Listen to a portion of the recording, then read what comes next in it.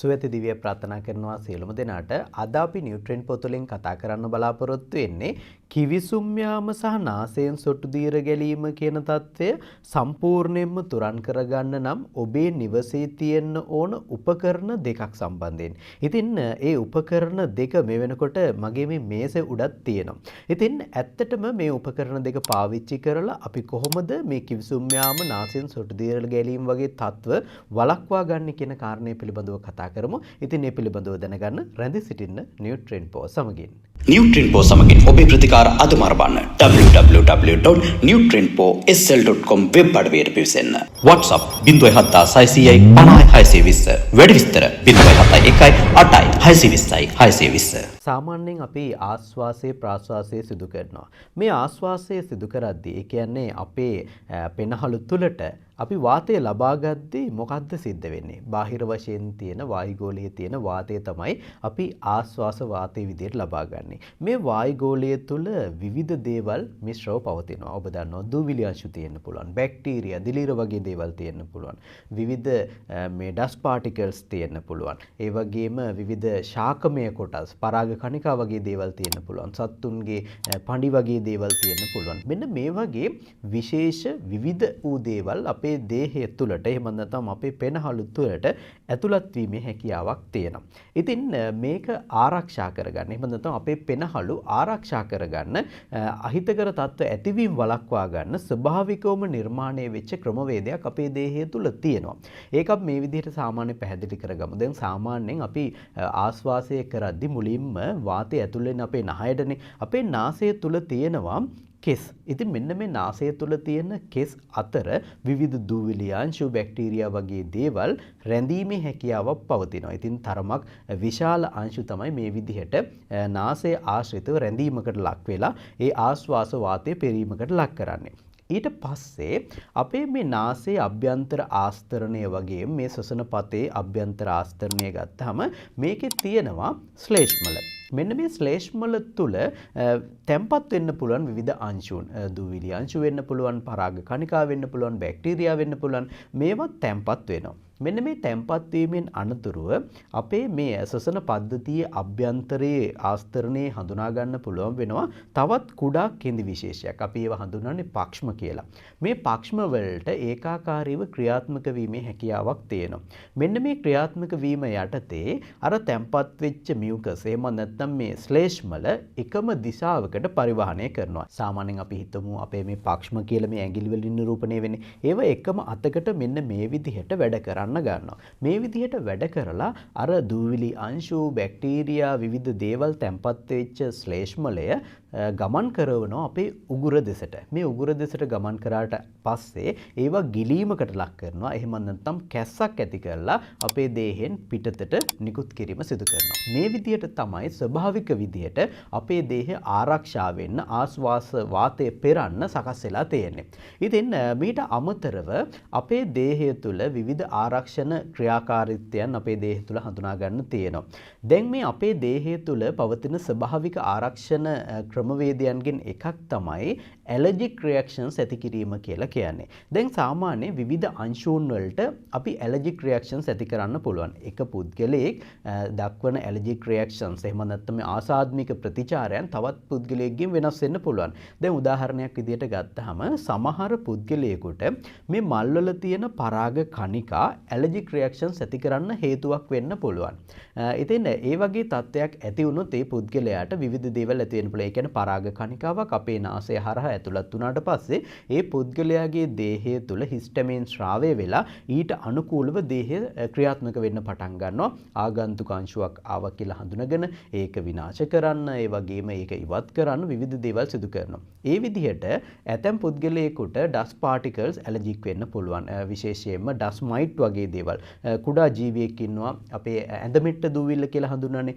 ඒක අපි හඳුන්වන්නේ ඩස්ට් මයිට් කියලා. ඇතැම් පුද්ගලයන්ට මේ ඩස්ට් මයිට් එක ඇලර්ජික්. ඇතැම් පුද්ගලයන්ට පරාග කණිකා වගේ දේවල් ඇලර්ජික් වෙන්න පුළුවන්.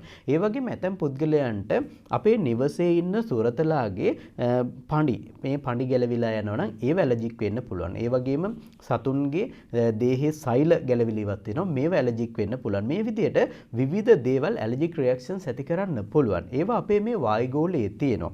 ඒවා අපේ නාසය හරහා ඇතුළට ගියාට පස්සේ අපේ දේහය තුළ හිස්ටමින් ශ්‍රාවය වීම සිද්ධ වෙලා වැඩි වශයෙන් අර ශ්ලේෂ්මල ශ්‍රාවය වීම සිද්ධ වෙන්න පුළුවන්. මියුකස් ශ්‍රාවය වීම සිද්ධ වෙන්න පුළුවන්. මෙන්න මේ මියුකස් ශ්‍රාවය වීම වැඩි වුණාට පස්සේ අපේ නාසයෙන් සොටු දියර ගැලීම් වගේ තත්ත්ව ඇති වෙන්න පුළුවන්. කිවිසුම් යාම් වගේ දේවල් සිද්ධ වෙන්න පුළුවන්. ඉතින් මේ නිසා බොහෝ දෙනෙක් පීඩාවට පත් වෙලා තියෙනවා. වර්තමානයේ සිදු කරලා තියෙන සමීක්ෂණ වාර්තා බොහෝමයක් පෙන්වා දෙන ආකාරයට අපේ ලංකාව තුළ බොහෝ දෙනෙකුට මේ කිවිසුම් යාම් වගේ තත්ත්ව ඇති වෙන්න විශේෂ හේතුව තමයි මේ ආශ්වාස වාතයේ පවතින විවිධ ද්‍රව්‍ය. විශේෂයෙන්ම අපේ නිවාස අතුපතු ගන්න පිරිසුදු කරන්න අපි පාවිච්චි කරන්නේ තවමත් කොස්සක්. මේ කොස්සක් භාවිතා කරලා අපි නිවස පිරිසුදු කරගද්දි මොකද්ද සිද්ධ වෙන්නේ? අපේ නිවසේ තැන්පත් වෙලා තියෙන විවිධ දූවිලි අංශු වෙන්න පුළුවන්, බැක්ටීරියා වෙන්න පුළුවන්, අර ඩස්මයිට් වගේ ඉතා කුඩා ජීවීන් වෙන්න පුළුවන්. මේ අය වායුගෝලයට එකතු වෙනවා. මේ වායුගෝලයට එකතු වෙලා නැවත ආපහු කාමරය තුලම රැඳෙනවා. මෙන්න මේ කාරණේ නිසා තමයි බොහෝ දෙනෙකුට මේ පීඩාකාරී තත්ත්වයට පත් වෙන්න හේතුව වෙලා තියෙන්නේ. ඒ වගේම අපි සංවෘත පරිසරයක් ගත්තොත් ඒ කියන්නේ AC කරලා තියෙන කාමරයක් ගත්තට පස්සේ මේ AC කරපු කාමරයක් තුලත් මෙවැනි තත්ත්වයක් ඇති වෙන්න පුළුවන්.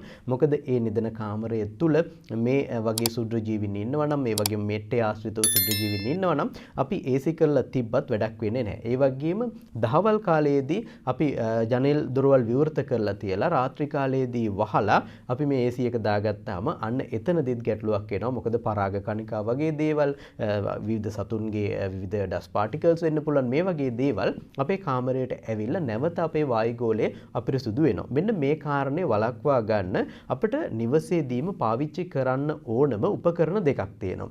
ඒ උපකරණ දෙකෙන් මම එකක් මුලින් ගන්නම්. ඔබට දැන් සාමාන්‍ය මේක දැක්කහම හිතෙන්න පුළුවන් මේක මොකක්ද කියලා.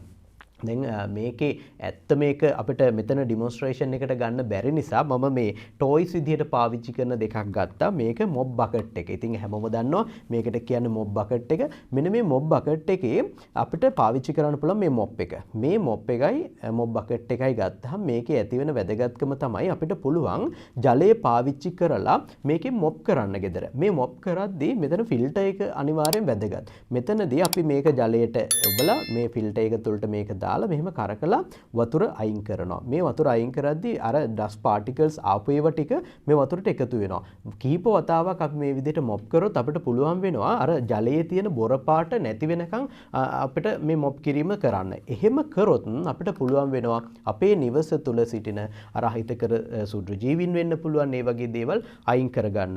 අපිට ඒකට ඕන කෙමිකල් එකක් වගේ දෙයක් ඕනම් පාවිච්චි කරන්න පුළුවන්. ඒ කෙමිකල් එකක් පාවිච්චි කරොත් සුදු ජීවීන් විනාශ කිරීම සිදු කරන්න පුළුවන්. මීට අමතරව අපේ ඩස් පාටිකල්ස් තියෙනවා නම් පරාග කණිකා වගේ දේවල් තියෙනවා නම් අපේ සතුන්ගේ සුරතල් සතුන්ගේ මේ දේහයෙන් නිකුත් වෙන විවිධ ද්‍රව්‍ය තියෙනවා නම් ඒ සියල්ල අපිට පිරිසුදු කරලා ඉවත් කරගන්න පුළුවන්. ඒ විට අපිට පුළුවන් වෙනවා අපේ කාමරය පිරිසුදු කරලා වාතය පිරිසුදු කරලා තියාගන්න. ඊළඟට අපිට පාවිච්චි කරන්න ඕන තව උපකරණයක් තියෙනවා. ඒ උපකරණය තමයි මේ තියෙන්නේ. දැන් මේකත් මම මේ ගෙනාවේ ඇත්තටම මේකේ ලොකු ඒවා තියෙනවා. මේකට කියන්නේ වැකුම් ක්ලීනර් එක. මේ වැකුම් ක්ලීනර් එකක් පාවිච්චි කරන්න කියලා ඇත්තටම මම කියන්න හේතුවක් තියෙනවා. ඇත්තටම මේ වගේ උපකරණයක් පාවිච්චි කරොත් අපිට පුළුවන් වෙනවා අපේ නිවසේ තියෙන ඇඳ මෙට්ට දූවිල්ල වගේ දේවල් ඉවත් කරගන්න. සෝපා එකක් තියෙනවා නම් ඒක පිරිසුදු කරගන්න. කාමරේ අපි දන්නවා කර්ටන්ස් දාලා තියෙනවා. මේවා නිරන්තරයෙන්ම දීම සිදු කරන්න බැරි අවස්ථාවකදී ඒ වගේ දේවල් පිරිසුදු කරන්න පුළුවන්. මොකද මම ඔය කියපු ස්ථානවල තමයි වැඩි වශයෙන්ම අර ඩස්මයිට් කියන එක ඉන්නේ. ඉතින් ඒ නිසා ඒක පිරිසුදු කරගන්න අපිට මේ වගේ උපකරණයක් පාවිච්චි කරන්න පුළුවන්. එතකොට මේ උපකරණය ගත්තාම මෙතන මේ වැකුම් ක්ලීනර් එකක් තමයි තියෙන්නේ. එතකොට මෙතන සිදුරක් තියෙනවා. එතකොට මේකෙන් මම පොඩ්ඩක් ඔන් කරලා පෙන්නන්නම්. මෙහෙම කළා දැන් මේ වගේ මේක ඇත්තටම පෝටබල් උපකරණයක්. එතකොට මේ වගේ එකක් අපිට පාවිච්චි කරන්න පුළුවන් නම් කාමරයක උනත් තියාගන්න පුළුවන්. තියාගෙන අපිට පුළුවන් මේ ඩස්ට් එක තියෙනවා නම් ඉවත් කරගන්න පහසුවෙන්ම. එහෙම නැත්නම් අර ලොකු උපකරණයක්, ඒ කියන්නේ වැකුම් ක්ලීනර් ලොකු එකක් තියෙනවා නම් ඒ වගේ එකක් පාවිච්චි කරන්නත් පුළුවන්. අපි දන්නවා මේ දෙකම එකට තියෙන වැකුම් ක්ලීනර්ස් පවා නිෂ්පාදනය කරලා තියෙනවා. එවැනි දෙයක් ගන්න පුළුවන් නම් හොඳයි. නමුත් මේක මේ වගේ දෙයක් ගත්තාම මේක ඉතා කුඩා මුදලකට අපිට ගන්න පුළුවන්. මේ ඉතා කුඩා මුදලකට ගත්තට මේකේ ප්‍රයෝජනෙ ඉතාමත් වැඩි.